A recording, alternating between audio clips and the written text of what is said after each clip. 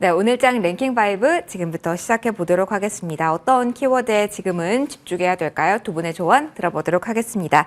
비전경제연구소 김태석 이사, 차영주 MTN 전문위원 두 분과 함께 할게요. 어서 오십시오. 네, 안녕하세요. 자, 오늘도 바로 이야기 시작하도록 하겠습니다. 시장 상황이 많이 헷갈립니다. 키워드에서 힌트들 최대한 많이 전달해 드리도록 하겠습니다. 5위부터 열어보도록 하겠습니다.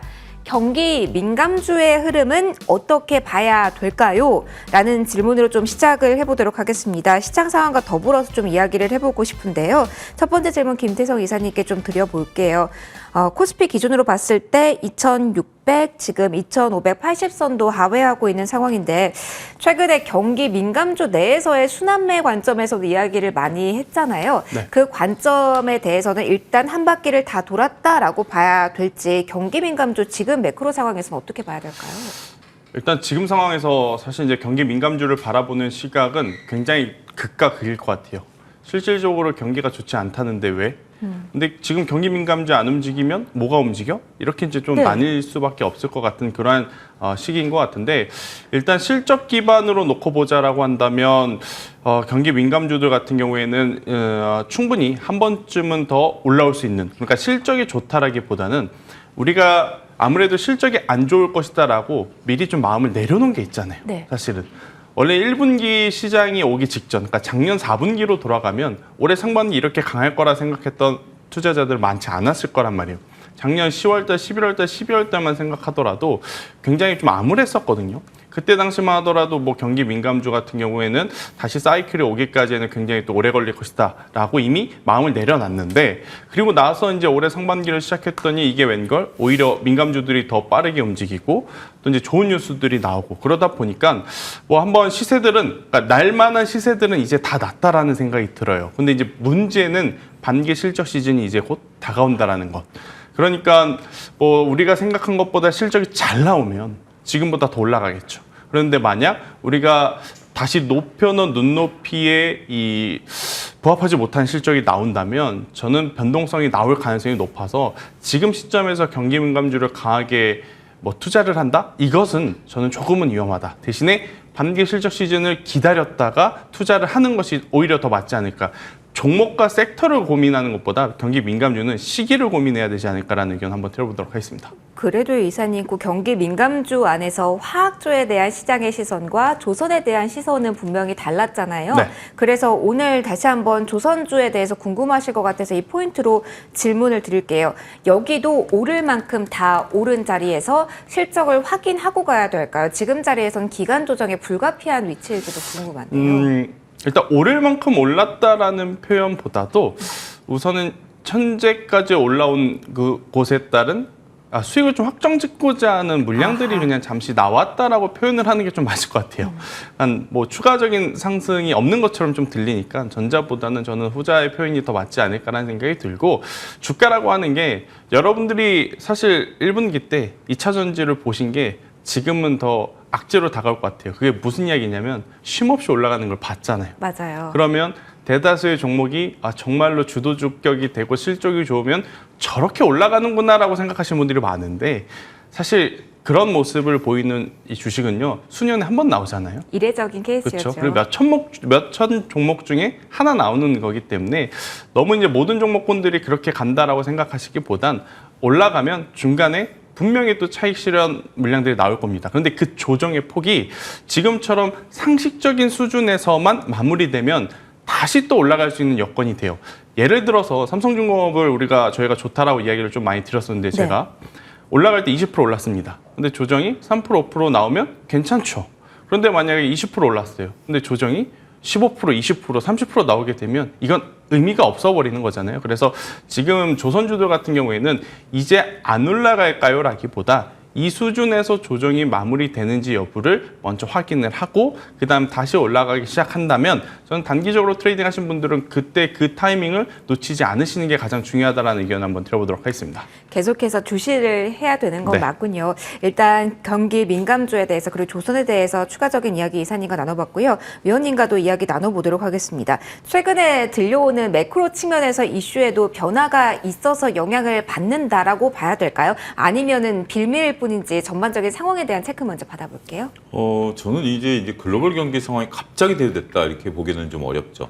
우리가 경기 상황이라는 것이 서서히 이제 우리한테 오는 건데, 물론 이제 인식은 갑자기 오는 거죠. 우리가 소위 말해서 현타가 온다 이렇게 얘기하는 것처럼 현상을 평상시에 못 느끼다 갑자기 이제 뭐 위기라든지 좋다라고 느끼는 게 현타 아니겠습니까? 그런 시점이 오는 거죠. 그런데 지금은 이제 그런 거보다는 저는 조금 김태선 이사께서 얘기하신 거에 100% 공감하면서 조금 다른 관점으로 저는 좀 표현을 드리고 싶습니다. 뭐냐면 우리가 얼마 전까지만 하더라도 지수를 그렇게 신경 쓰지 말자라고 얘기하시는 분들이 상당수 계셨었습니다. 저는 이제 지수를 이제 보긴 봐야 되지만, 제가 이제 어쨌든 그 전제적인 조건은 뭐냐면 지수가 강하다라는 거였죠. 지수는 언제든지 올라가는 거였고, 그러다 보니까 지수에 신경 쓰기보다는 개별 종목에 집중하는 것이 좋다. 최근에 우리가 작년만 하더라도 모든 관심은 금리 아니었습니까? 근데 올 들어서는 금리에 대해서 별로 관심이 없죠. 종목에 집중하는 거 똑같죠. 또 한 가지, 저도 최근에 경기 민감주들을 키 맞추기 차원에서 접근하십시오라고 말씀을 좀 드려왔습니다. 그 전제 조건은 지수가 굉장히 강한데 선도주들이 좀 주춤하니까 경기 민감주들이 키 맞추기 차원으로 올라올 수 있습니다라는 논리를 가지고 말씀을 드렸죠. 지수가 강한데 못 올라왔다라는 거죠. 근데 지금 지수가 흔들리죠. 지수가 흔들리면 가장 먼저 뭐부터 흔들릴까요? 실적이 가장 안 좋은 쪽부터 흔들리죠. 그게 바로 경기 민감주입니다. 안타깝게도 특히 화학, 철강 이런 것들이죠. 지금 이제 중국 수출 데이터 같은 거 보면 여전히 불안정한 모습을 보여주고 있죠. 지수가 강하면 뭐라도 사야 되면 뒤늦게 이거라도 사자라고 올라왔었지만, 지수가 흔들리면 뭐부터 팔아야지? 그러면 실적이 가장 안 나오는 쪽들이 흔들리게 된다라는 거죠. 지금은 저는 그런 수급 논리로 봐줘야 된다라고 봅니다. 따라서 우리가 경기 민감주 같은 경우 이제 경기 사이클을 타는 건데, 아직까지 우리나라 경기 사이클이 회복 단계는 아니죠. 중국도 마찬가지고요. 두 가지가 동시에 보셔야 됩니다. 올해 우리나라 경제 성장률 1.5, 내년의 경제 성장률 1.3입니다. 내년까지 살아나기 어렵다라고 보고 있고요. 중국 현재 지금 4% 경제 성장률 하겠다라고 하는데 LPR 금리 0.1%포인트 인하했죠. 중국 경기 그만큼 안 좋습니다. 이런 게 본다라면 우리가 그동안 중국과 연결돼 있는 경기 민감주들에 대해서는 다소 냉정한 판단은 아직까지 유지해야 되지 않을까 싶습니다. 그럼 위원님, 특히 화학을 그중 하나라고도 볼 수 있을지 궁금해요. 롯데케미칼 같은 경우는 신저가, 그리고 유동성에 대한 이야기가 나오면서 보유자분들은 많이들 어떡하지라는 고민하고 계실 것 같거든요. 어떤 조언 주실 수 있을까요? 이제 우리가 화학을 조금 구분할 필요가 있어 보입니다. 이제 화학도 섹터가 여러 가지인데, 이제 2차 전지도 화학 섹터에 들어가다 보니까 약간의 오해가 있을 것 같아서 제가 이제 조금 말씀드리는 거예요. 2차 전지 쪽 말고 일단은 케미칼 쪽, 석유화학 쪽에서 본다라면 이게 상당히 좀 안타깝습니다. 석유화학 같은 경우는 이제 중국이 어느 정도 자신들이 커버를 하기 때문에 우리가 중국에 기대서 올라간다라는 개념은 벗어 놓으셔야죠. 저희 MTN에서 제가 작년부터 계속 말씀드렸던 게 아모레퍼시픽을 중국에 기대지 마십시오라고 말씀드렸던 것처럼, 이렇게 석유화학을 이제 중국에 기댄다라는 것은 좀 어렵죠. 그런 상태에서 최근에 이제 몇몇 그룹주들의 자금 문제 이런 것들이 좀 불거지고 있죠. 이런 건 투심을 위축시킬 수밖에 없습니다. 롯데케미칼 같은 경우 그나마 그동안에 롯데그룹 같은 경우 작년부터 원래 안 좋았었던 상황에서 레고랜드 사태가 터지면서 어떻게 보면 그 계열사들을 먹여 살리는 마티형 역할을 해왔죠. 심지어 롯데케미칼이 유상증자를 해서 롯데케미칼에 투자한 게 아니라 롯데건설에 빌려줬죠. 이런 정도의 역할을 해왔는데 아직까지 그들이 살아나지 못하고 있다는 것은 돈을 빌려준 마티형 입장에서 보면 상당히 조금 안타까운 현상을 좀 보여주고 있는 롯데 같은 경우는 지금 현재 뭐 채권 금리가, 여러분들 이제 롯데케미칼을 보실 때는 롯데그룹의 회사채 금리도 한번 보셔야 될 것 같아요. 굉장히 높습니다. 이런 것들이 좀 안타깝다라고 말씀드릴 수 있겠습니다. 어떤 부분을 특히 더 조심해서 봐야 되는지에 대한 조언까지 얻어봤어요. 그럼 위원님 하나만 더 봐주세요. 저희 하나오션 어제도 질문을 드리긴 했습니다만 요즘은 시간마다 하루하루 좀 내용이 다르기 때문에 다시 한번 점검을 좀 받아보고 싶어요. 고민들 하실 것 같아서요. 하나오션 여전히 긍정적인 포지셔닝 유지를 해도 될까요? 라는 결에서 또 한번 질문 드려볼게요. 저는 뭐 여전히 뷰는 그대로입니다. 긍정적으로 나올 것으로 보고, 김선 선수께서 적절히 표현하셨죠. 일단 한번 이익을 좀 실현하자라는 것 같아요. 이게 만약에 여기서 약하게 끝나면 제가 보는 기준은 강했던 종목이 장중에 6% 빠지는 겁니다. 6%가 빠지면 이게 피보나치 수열로 해가지고 좀 밀릴 가능성이 있는 건데 그 정도가 아니면 저는 좀 버텨볼 가능성이 있다라고 보는 거죠. 물론 한번 차익을 실현하시는 것도 좋아요. 왜냐하면 이게 이제 숲이 좀 불타고 있기 때문에 개별 나무가 견디기는 어려울 거예요. 그렇기 때문에 숲이 불타니까 이 기회를 통해서 내가 한번 이익을 확정 짓고 가자라는 그런 어떤 심리가 당연히 발동하겠죠. 그런 모습이다라고 저는 보고 싶고요. 요거 이제 두 가지 전략이죠. 그냥 난 무시하고 가겠다라는 것도 있고 오히려 이것을 조금만 더 빠져라. 그럼 난 매수하겠다라는 것도 또 분명히 있을 것 같아요. 그런 관점에서 보면 하나오션에 대해서는 실적 베이스로 말씀드렸기 때문에 이 부분은 저는 계속해서 아직은 견뎌볼 수도 있지 않을까 싶습니다. 알겠습니다. 보유하고 계신 분들 관련된 이야기도 참고해 보시면 좋을 것 같고요. 경기 민감주 틀이 좀 커서 여러 방향에서 이야기 나눠봤습니다. 다음 4위로 올라가도록 할게요. 여기에서도 시장 이야기를 좀 해야 될 것 같은데요. 오늘 2차전지 대장주격 종목이 시원하게 오르는 종목은 없습니다. LNF 정도가 뉴스를 가지고 움직이긴 한데 이전에 우리가 뉴스에 반응했던 그 종목의 흐름을 생각한다면 강한 걸까? 약한 걸까? 잘 판단이 서질 않습니다. 그에 대한 이야기부터 좀 이어가도록 하겠습니다. 위원님께 첫 번째로 이어서 질문 가도록 할게요. 추세 변화 있는 구간인가요? 재점검이 필요한지 질문을 드리고 싶어요. 어떤 관점 저희 가져야 될까요? 일단 지금 우리가 요게 추세가 변했다라고 보기는 어려울 것 같아요. 그러니까 이제 일부 종목 같은 경우는 이미 추세를 이탈했죠. 뭐 대표적인 게 뭐 폐배터리 관련주들이겠죠. 오늘 코스모화학도 조금 2.7% 정도 상진으로 빠지는데 차트를 놓고 보면 이게 지금 뭐 올라가다가 중간에 하는 게 아니라 하락 구간에서 잠깐 반등했다 또 밀리는 안타까운 모습이죠. 하지만 에코프로는 좀 다르죠. 에코프로는 지금 아직까지 직전 고점을 뚫고 갈 수 있는 힘이 있어 보이죠. 이런 부분들을 보면 2차전지 내에서도 좀 되고 수남에도 굉장히 빠르게 돌죠. 뭐 흑연 관련주로 돌다가 오늘 또 이제 조금 못 돌아가는 이런 모습들이죠. 중요한 것은 현재 지금 이제 2차전지 부분에 있어서 여전히 강한 믿음을 가지고 끌고 가는 종목이 바로 에코프로고요. 그렇지 않은 종목들 같은 경우는 상대적으로 약하다라고 봐야죠. 왜 그러냐면 자, LNF가 과거에 그러니까 이제 불과 한 2달 전에 이런 정도 뉴스가 나왔으면 어땠을까요? 상가 정도까지는 몰라도 거의 한 20%는 땡겨주지 않았을까요? 정말 그때 당시에 저도 계속해서 방송을 해왔습니다만 뭐 방송 중에 정부가 뭐 한 300억을 투자한다? 제 기억으로 그런 것 같아요. 근데 한 18% 정도 주가가 올라가더라고요. 그러니까 희망의 근거에 따라서 주가가 올라가던 시기가 있었고 지금은 실질적으로 이게 뭔가 기업의 이익과 영업이익에 뭔가 좀 뒷받침할 수 있는 뉴스가 나오지만 반응을 안 하는 거죠. 제가 이제 보는 것은 이게 좋은 뉴스다 나쁜 뉴스다가 아니라 다른 투자자들이 어떻게 반응하느냐를 살펴볼 수가 있는 거죠. 그전에는 우리가 이제 되게 세게 붙으면 야, 이 정도 뉴스 갖고도 이렇게 세게 붙어? 라고 했을 때는 그때는 다른 투자자들이 무조건 좋다라고 본 거죠. 그때는 대세 상승장이었죠. 근데 지금은 야, 이거 좋은 뉴스 아니야? 근데 왜 이렇게 못 올라라고 보면 다른 분들은 이미 거기에 대해서 딴 생각을 하고 있다라고 읽어내셔야죠. 물론 그렇다고 해서 내 생각을 바꾸는 것은 나중 문제지만 일단 투자자 여러분들은 내 생각 플러스 다른 사람이 이 장을 어떻게 보고 있느냐도 같이 보셔야 현명한 판단이 보이지 않느냐. 일단 LNF 기준으로 본다라면 조금 탄력은 좀 둔화된 모습을 우리가 확인할 수 있다라고 말씀드릴 수가 있겠지만 에코프로 기준으로 보면 아직까지는 대장주는 살아있다. 이렇게 좀 말씀드릴 수 있을 것 같습니다. 알겠습니다. 2차전지 많이들 궁금하시죠? 이사님의 의견도 이어서 좀 확인해 보도록 하겠습니다. 사실 2차전지에서 파생된 테마도 강했잖아요. 네. 리튬 그랬고요. 그런데 어제 오전에 반짝 그리고 시들 흑연 제2의 리튬 같이 가나? 그랬는데 좀 시들 그리고 페라이트 쪽도 그렇게 강하다고는 할 수 없는 오후장이라서 이것도 변화의 징조 중 하나로 주목해야 되는지까지 더불어 궁금합니다.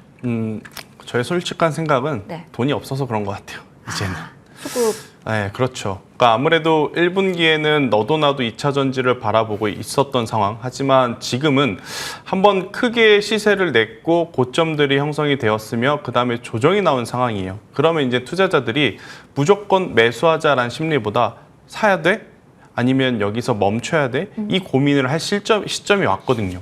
일단 저도 위원님 말에 공감을 하는 부분이 뭐냐면 에코프로는 현재 위치에서 안 밀리는 것만 해도 저는 대단하다 생각이 듭니다. 그러니까 에코프로에 투자한 사람들은 매도를 하지 않는 것뿐, 매수도 하지 않고 매도도 하지 않는 지금 현재 상황에서 계속 지켜보는 것 같아요. 만약 여기서 뭔가 트리거가 될 만한 뉴스가 나온다면 저는 충분히 한 번 더 상승할 가능성은 높지만 현재 구간에서 만약 신규 매수하고자 하시는 분들은 손절을 거시지 않으면 이것은 정말 또 힘듦의 연속이 될 수 있을 가능성이 높아서 저는 이 2차 전지 같은 경우에는 시세가 날 때 이제는 좀 따라붙어야 되지 않나라는 생각이 들어요. 오히려 조정 시에 미리 가지고 있자라는 것보다는 이 에코프로, BM 위주로, 그러니까 대장주 위주로 보면서 이들이 강한 상승 혹은 장대, 양봉을 좀 그려내는 그러한 변화의 시점에서 좀 짧게 트레이딩하는 것이 저는 맞지. 현재 2차 전지 밸류체인 대다수의 종목군들이 한번 큰 시세를 냈는데 지금부터 나는 내년을 볼 거야, 내후년을 볼 거야. 이러한 투자는 자칫 이 자금이 더 묶일 수도 있다라는 의견 한번 들어보도록 하겠습니다. 이사님, 그러면 시장에 돈이 많지 않다라는 이야기를 해주신 건데 저희 많이는 안 봤습니다. 경기 민감주랑 2차 전지까지밖에 안 봤는데 그럼 지금 시장에서는 관망이 최선의 선택지가 될 수 있다라는 메시지일까요? 관망이라기보다는 어차피 돈을 가지고 화면을 보면 여러분들이 HTS를 보면 다들 매매는 하실 거예요. 그런데 이제 우리가 1분기에 한번 느꼈다시피, 그러니까 체험했다시피 이제는 뭐 대형주들이 엄청나게 큰 시세를 내면서 앞으로 나아가기에는 조금 부담이 될 수밖에 없을 것 같거든요. 그렇기 때문에 중소형 테마주 안에서 저는 옥석 가리기를 조금 하시는 게 맞지 않을까라는 의견을 한번 조심스럽게 드려보도록 하겠습니다. 갈 수 있는 종목과 지금 브레이크를 걸어야 되는 종목을 조금 생각해 봐야 되는 타이밍은 분명히 맞다라는 조언까지 주셨습니다. 실적 베이스에 대한 관심은 높아지고 있어요. 앞에서도 이야기 여러 번 나왔는데요. 화장품 역시 마찬가지일지 궁금해서요. 저희 3위에 화장품주 키워드 올라왔습니다. 베트남 순방 모멘텀도 받을지 있을지 모멘텀 측면에서도 궁금해서 실적과 베트남 이렇게 두 가지 키워드를 끌고 가서 이야기 좀 나눠보도록 할게요. 이사님께 먼저 화장품 질문 드릴게요. 코스메카 코리아가 약간 뭔가 변화의 시발점이 된 듯한 느낌도 듭니다. 중소형 화장품주에 대한 모습들이 많이 달라지고 있어요. 오늘은 뭐 토니모리 관련된 리포트 이야기도 많이 나오고요. 실적 포커스라면 여기가 돈이 그래 단기적으로 향할 만한 매력도 충분할까요? 일단 이미 실적을 보여줬잖아요. 네. 1분기에. 전년 동기 대비 뭐 1000% 이상 상승하는 모습을 코스메카 코리아, 잉글우드랩 이러한 기업들은 이미 보여줬기 때문에 저는 충분히 실적에 대한 기대치가 지금 선반영이 되면서 올라가고 있다는 생각이 들어요. 그래서 다가오는 실적 시즌에 경우의 수가 오히려 조금 더 저는 복잡해진 게 없지 않아 있거든요. 만약 실적이 안 나오면 당연히 밀리겠죠. 네. 근데 만약에 현 구간에서 실적이 진짜 잘 나왔다 그래서 더 갈까에 대한 저는 고민은 좀 있어요. 그래서 이 화장품 쪽을 보실 때 저는 단기 시세에 조금 더 집중을 하시는 게 어떨까라는 생각이 들고, 제일 큰 고민거리는 아마 이제 많은 시청자분들도 이제는 한 번쯤 LG생활건강과 아모레퍼시픽에 대해서 지금쯤 사볼까 생각이 드실 수도 있다라고 저는 생각이 들거든요. 괜찮나요? 근데 저는 아직 아니다라는 생각이 듭니다. 결국 이제 이 화장품 섹터 내에서 우리가 중국과 조금 거리를 뒀잖아요.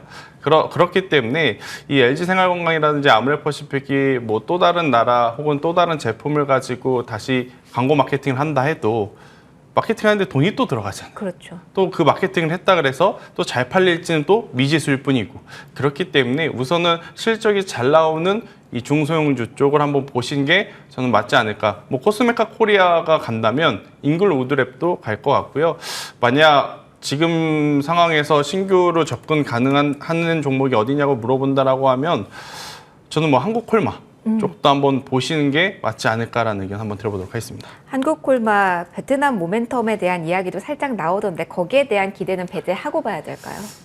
일단 뭐 베트남에 진출하면 물론 좋죠. 근데 좋은데 또 베트남의 그 시장 상황을 제가 봤더니 자국 내 브랜드가 이번 코로나 사태 때 문을 좀 많이 닫았다 그래요. 그러다 보니까 아무래도 이제 해외 글로벌 기업들이 이미 좀 많이 선점되어 있는 상황이라서 거기서 뭐 우리나라 기업들이 좋은 성과를 내려면 앞서서 아모레퍼시픽이라든지 LG생활건강이 했던 것처럼 대규모 또 그 자금이 또 들어가야 되는 상황이라서 이 부분은 조금 더 지켜봐야 되지 않을까라는 생각이 들어서 그쪽을 좀 제의하고 본다라고 하면 저는 그래도 볼만한 것은 지금 한국콜마 쪽 괜찮다라는 의견 드리겠습니다. 알겠습니다. 중소형 화장품주에 대한 관심이 높아지고 있네요. 위원님께도 질문 드려보도록 할게요. 이전에 화장품 할 때 저희 색조에 대한 관심도 보여주신 적 있잖아요. 여전히 색조에 대한 매력도는 높은지, 그리고 최근에 뭐 뉴스 보면은 중국 쪽은 사실 뭐 애경산업 같은 경우만 봐도 중국 쪽에 뉴스 나와도 반응이 차갑습니다. 그런데 일본발 모멘텀도 이야기가 많이 되고 있는데 미국 플러스 알파로 일본까지도 볼 수 있는 모멘텀이 있을지도 궁금합니다. 이제 화장품은 우리가 이제 그 화장품이 거론된 지가 벌써 한 3, 4개월 된 것 같아요. 그래서 지금 진입해서 먹을 수 있는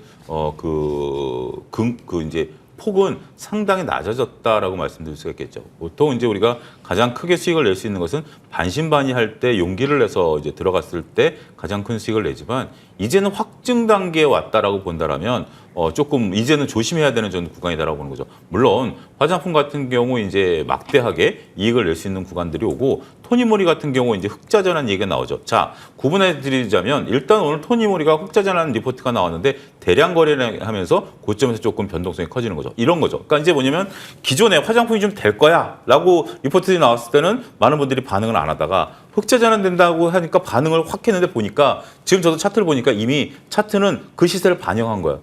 따라서 여기서 이제 사람들이 오해가 생기는 거죠. 야, 리포트 보고 샀더니 물리네? 라고 보는 거죠. 이미 그전부터 토니모리에 대한 얘기들이 있었어요. 있었던 상황에서 이제 그때는 이제 잊어버린 거죠. 그러다가 이제 주가가 쫙 올라가다가 흑자전환 얘기가 딱 나왔을 때 보면 그걸 반영된 걸 이제서 여러분들이 보시게 된다라는 메커니즘도 한번 읽어보셔야 되지 않을까 싶고요. 두 번째는 우리가 이제 화장품과 관련해서 이게 참 쉬운 듯 좀 어려운 겁니다. 화장품이라는 것은 쉽게 이게 교체되는 게 아니었지. 예를 들면 제가 이 볼펜을 쓰다가 다른 볼펜으로 충분히 쓸 수 있죠. 저도 제가 쓰는 로션 외에는 남성이지만 다른 로션을 잘 못 씁니다. 왜냐하면 저는 이제 그 기름기 많은 거를 못 쓰거든요. 로션 하나만 보더라도. 그래서 저도 수많은 로션을 써봤지만 지금 하나 쓰는 것을 때로는 품절이 되면 다른 가게에 가서 뒤져서라도 사옵니다. 이게 화장품의 특성입니다. 자, 일단 중국은 그 특성이 변했죠. 이제 한국 화장품이 아닌 중국 화장품을 쓰는 거죠. 미국에서 이제 색조 부분에 대해서 우리가 관심을 갖는 거고 일본에서 우리가 침투를 한다 하지만 일본 침투율은 굉장히 더딜 거예요. 그런 부분들이 있기 때문에 그것까지 어느 정도 반영된 주가다 보는 거죠. 자, 베트남 트리거를 한번 보죠. 베트남 여러분들 가보신 분들 많은 분들이 가보셨을 텐데 화장하는 비율이 몇 프로나 될까요? 이게 이제 같은 나라로 취급하면 안 된다는 게 왜냐하면 굉장히 더운 나라입니다. 더군다나 여기에 이제 색조까지 입힌다? 뭐 파운데이션을 바른다? 여성분들이 힘들죠. 괴롭죠. 그렇기 때문에 이 침투율이 낮을 수밖에 없습니다. 그리고 화장품이라는 게 선전을 한다고 해서 이게 판매가 되는 또 메커니즘은 아니다라는 거죠. 조금 이제 말이 좀 길어졌습니다만 일단 지금 화장품 같은 경우는 수익을 좀 챙겨가야 되는 구간이다라고 좀 말씀드리고 싶겠고 새로운 트리거들은 계속 생길 겁니다. 하지만 그 영향력은 앞서 우리가 2차 전지에서도 살펴봤다시피 과거만큼은 아닐 수 있다. 이렇게 정리해드릴 수 있겠습니다. 눈높이를 조금은 지금은 낮추는 것도 필요하다라는 조언까지 함께 받아봤어요. 저희 3위까지 체크받아봤고요. 이제 1위, 2위 남겨놓고 있습니다. 연결고리가 있긴 한데요. 일단 인공지능에 대해서 이야기해볼 겁니다. 포커싱 조금 더 이쪽으로 맞춰볼게요. 아마존 생성형 AI 센터에 1억 달러 투자 이렇게 저희가 헤드라인은 잡아봤는데요.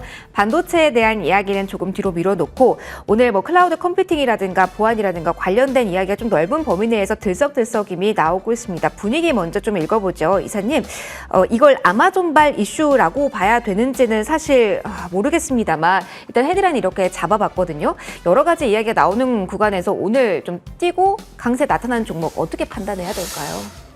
일단 저도 AI 플러스 알파 이 산업에 이제 집중을 하자라고 계속 좀 말씀드렸던 이제 투자자로서 저는 충분히 지금의 시세는 우리가 예측 가능했었던 그런 상황이 아닌가라는 생각이 들어요. 더욱이 이 AI가 가장 접목하기 좀 까다롭고 시간이 걸릴 것이다라고 생각했던 의료와 지금 시너지 효과를 내면서 루닛, 뷰노 그리고 이제 제가 제일 많이 강조드렸던 기업이 JLK라고 하는 기업인데 이러한 기업들이 사실 5월 중순부터 오늘까지 보면 이미 벌써 2배가 올랐습니다. 100% 정도 오른 거죠.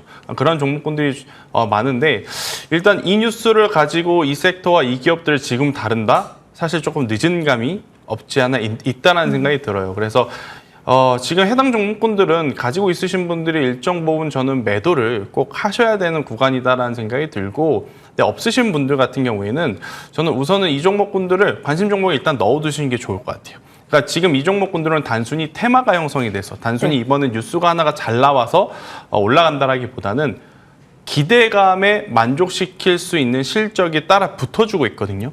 그렇다라고 하면 결국에는 가격적으로 메리트가 생기면 충분히 메이저 주체들도 그것을 이용해서 매수를 하러 들어올 거예요. 저는 그 시기까지 없으신 분들은 일단 기다리시는 게 맞다라는 의견을 한번 드려보도록 하겠습니다. 그러면은 인공지능 이야기하면서 세부 섹터가 많이 나뉘는데 이사님 그 중에서도 의료 AI 많이 나왔고요. 앞서서도 종목명 그 중에 하나로 루닛도 언급을 해주셨는데 오늘 궁금하실 것 같아서 이런 종목이 챙겨야 되는 대표적인 종목일지 바로미터로 보시는 분들 많으실 것 같아서 루닛 중심으로의 전략은요, 그러면? 뭐 이 내용을 아마 위원님께도 질문을 앵커님이 하시면 똑같이 말씀드릴 것 같은데 시세를 고점으로 이제 신고가까지 이제 갔었던 종목이 장중에 윗꼬리를 달리면서 음봉으로 전환이 된다. 그러면 당연히 이것은 누가 보더라도 매도 시그널이다라고 좀 인식을 하시는 게 좋을 것 같고요. 만약 내일 바로 올라간다 하더라도 이제는 투자 심리가 조금 흔들릴 수밖에 없는 거죠. 아니 어제 그렇게 또 밀어내놓고 또 올라? 아 이거 이제 사야 되나 말아야 되나? 그러니까 이제 계속 매수 일변도였다가 이제는 조금씩 매도의 심리가 더 커질 수밖에 없는 그러한 저는 구간대라서 뭐 루닛뿐만 아니고 뷰노도 그렇고 JLK도 그렇고 지금 현재 구간에서 물려 계신 분은 거의 없다 보거든요. 정말로 오늘 고점에서 사신 분 아닌 이상 그렇기 때문에 수익권에서 수익을 충분히 또 즐기셨을 것 같아요. 그렇기 때문에 지금은 일정 부분은 꼭 확정을 지어주는 게 꼭 필요하지 않을까라는 의견 한번 들어보도록 하겠습니다. 가장 관심 있게 보신다고 이야기해 주셨던 JLK 역시 마찬가지로 전략 저의 생각을 하면 될까요? 네, 이사님? 맞습니다. 알겠습니다. 그러면 이사님의 의견 들어봤고요. 위원님의 의견도 조심스럽지만 여쭤보도록 할게요. 인공지능이 사실 어렵습니다. 오늘 관련해서 뭐 소프트웨어 관련주까지 시원하게 올랐으면 질문이 조금 더 직접적으로 나갔을 텐데 그조 아닌 잠깐 애매하거든요. 그렇다면 아마존말 뉴스에도 이 정도의 흐름이라면 반도체를 제외하고 다른 쪽이 큰 시세를 내기엔 당분간은 힘들다는 관점으로 봐야 될지 그쪽 이야기 좀 들려주세요. 일단 좀 냉정한 판단을 좀 하셔야 될 것 같아요. 아마존하고 뷰노는 전혀 상관이 없죠. 그런데 최근에 이제 뷰노나 루닛 같은 경우 많이 올랐다 싶었는데 이번 주에 한번 장대 양봉을 쏟았죠. 그리고 나서 지금 2, 3일 만에 오늘 전형적으로 차트상 조정의 이제 첫 모습이다라고 말씀드릴 수가 있겠죠. 보통 이렇게 주식이 강하게 그러니까 이제 좀 강했죠. 그동안 강했던 것들이 이런 강하게 올랐는데 이렇게 또 올라라고 했을 때가 거의 피날레라는 표현이 적절할 것 같습니다. 피날레를 형성하는 경우가 많죠. 특히 중소형주 같은 경우 꾸준히 올라가다가 꾸준히 올랐기 때문에 계속 올랐던 거죠. 오히려 팍팍팍 올랐으면 며칠 오르고 빠졌겠지만 그렇게 드라마틱하게 막 상한가 못 치고 올라갔던 것들이 꾸준히 올라오다가 뷰노 기준으로 본다면 정확히 끝에 가서 20, 30%를 땡겨버린 거죠. 그럼 그게 피날레입니다. 전형적인 차트의 패턴이에요. 차트만 놓고 제가 이제 그 펀드멘탈 얘기하지 않겠습니다. 차트만 놓고 보면 딱 피날레 모습이다라는 거죠. 자, 지금 이제 반도체가 좀 쉬어가는 구간에서 저렇게 강한 모습들이 좀 나왔죠. 그러니까 대장주도 삼성전자, SK하이닉스가 쉬고 그다음에 이제 소부장들이 이제 작은 종목들이 좀 올라갑니다만 그래도 시장을 이끌 수 있었던 건 인공지능과 이 테마이기 때문에 이 반도체 소부장이 올라간 거 아니겠습니까? 그 중에 핵심이 그 의료 AI였고요. 의료 AI에 대해서는 일부 증권사에서 나온 논리에 대해서도 이번 주에 논쟁이 있었음에도 불구하고 땡겼다라는 거죠. 비관론이 있었지만 땡겼다라는 거죠. 일단 보면 저는 이것도 하나의 어떤 마무리 국면이 아니겠나라는 제 개인적인 생각이 듭니다. 우리가 과거에 이제 인공지능과 관련해서 몇몇 대장주들이 이미 충분히 조정을 받고 있음에도 못 올라가는 것처럼 이렇게 이끌었었던 지금 어떻게 보면 대장이 의료 AI인데 저게 꺾이기 시작하면 좀 문제 복잡해질 수 있다는 거죠. 자, 아마존이 1억 달러를 투자한다라는 것은 이거는 우리나라한테는 충격입니다. 어떠한 충격이냐면 MS가 챗GPT에 100억 달러를 투자했습니다. 굉장히 많은 돈을 투자했죠. 아마존이 1억 달러 투자한다. 에게 1억 달러 이렇게 오늘 또 어떤 분이 저한테 질문하시더라고요. 근데 그게 아니죠. MS는 챗GPT를 하기 위해서 범용적으로 B2C 서비스를 하기 위해서 100억 달러 투자했지만 아마존은 B2B 서비스에서 1억 달러 투자한다는 거죠. 우리나라에 있어서 포털 사이트라든지 기업들이 과연 1억 달러로 투자할 정도의 지금 자금력이 있느냐? 안타깝게도 지금 보이지가 않습니다. 따라서 우리가 기대를 했었던 정말 포털 사이트 관련주들이 못 올라가는 이유 중에 하나가 조만간 이제 한 회사가 올가을에 AI 이제 퍼포먼스를 보이긴 하겠습니다만 아마존도 1억 달러를 투자하는데 과연 우리나라 규모의 경제를 가지고 1억 달러를 투자할 수 있을까? 이런 의문심들을 얘기하시는 분들이 이달 초부터 있었어요. 근데 이게 드러난 거 아니겠습니까? 그러면 우리나라 토종 기업들이 인공지능과 관련 퍼포먼스를 어떻게 구현해갈 수 있는가라는 숙제도 우리는 떠안게 됐다. 이렇게 말씀드릴 수가 있겠습니다. 알겠습니다. 전반에 대한 이야기를 들려주셨어요. 1위가 반도체라서 문 열고 추가적인 이야기 들어보도록 하겠습니다. 일단 대형주는 주춤한데 소부장 질주하는 가운데 인공지능과 연결고리 지어진 반도체도 윗꼬리가 달린 종목이 많긴 합니다만 여긴 어떻게 봐야 될지 이쪽 이야기 해주고 계셨으니까요, 위원님. 이어서 조금 짧게 코멘트 받아보도록 하겠습니다.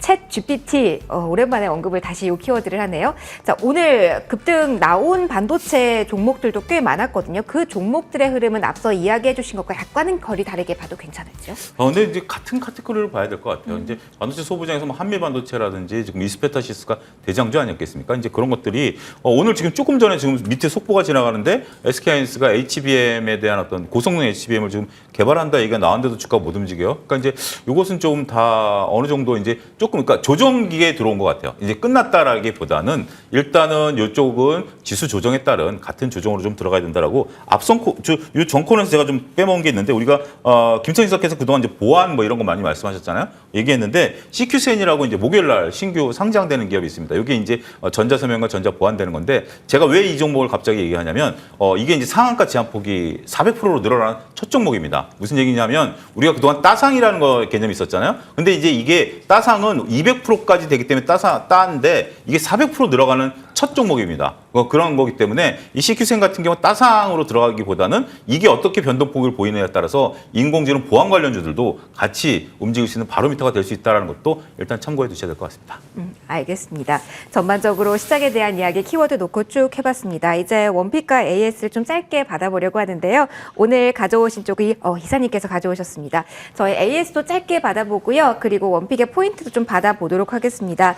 아무래도 오늘 화장품주와 함께 의류 쪽도 관심이 높아서 마침 배럴에 대해서 저희 AS 받아보고요. 그 다음 이야기도 들려주세요. 일단 뭐 배럴은 래시가드를 만드는 네. 기업이다 보니까 짧게 보셔야 될 것 같습니다. 알겠습니다. 저도 설명도 짧게 드릴게요. 네, 한여름 관련주이기에 그러니까 지금 사서 7월, 8월 달에 이제 매도하신다라고 이제 보시면 될 것 같고요. 제가 오늘 가지고 온 종목은 사실 이제 화장품 관련주에서 용기를 만드는 기업이 이제 펌텍코리아라고 하는 기업을 좀 가지고 왔어요. 사실 앞서서도 제가 말씀드렸지만 코스메카 코리아, 잉글우드랩 지금 실적 너무 좋습니다. 그런데 이제 우리가 그 좋은 실적을 모두 주가에 선반영이 되었다는 것을 꼭 체크를 하셔야 될 것 같아서 그 기준으로 본다면 저는 용기 만드는 펀텍코리아는 아직까지는 조금 더 올라갈 수 있는 폭이 더 남아있지 않나라는 생각이 들어서 현재 구간에서 2만 원이라는 가격대, 그러니까 최근에 이제 저점인 2만 원 가격대만 이탈되지 않는다라고 하면 저는 충분히 화장품 기업들이 그렇게 잘 팔리니 용기 만드는 기업도 잘 팔릴 수 있다라는 판단하에 3만 원을 한번 목표가로 제시드려 보도록 하겠습니다. 용기 쪽을 이제는 보자라는 아이디어까지 확장시켜 주셨습니다. 자, 오늘은 여기서 랭킹5 마무리 짓도록 할게요. 지금까지 차용주 MTN 전문위원 비전경제연구소 김태성 이사 두 분과 함께했습니다. 두 분 모두 다음 주에 뵐게요. 고맙습니다.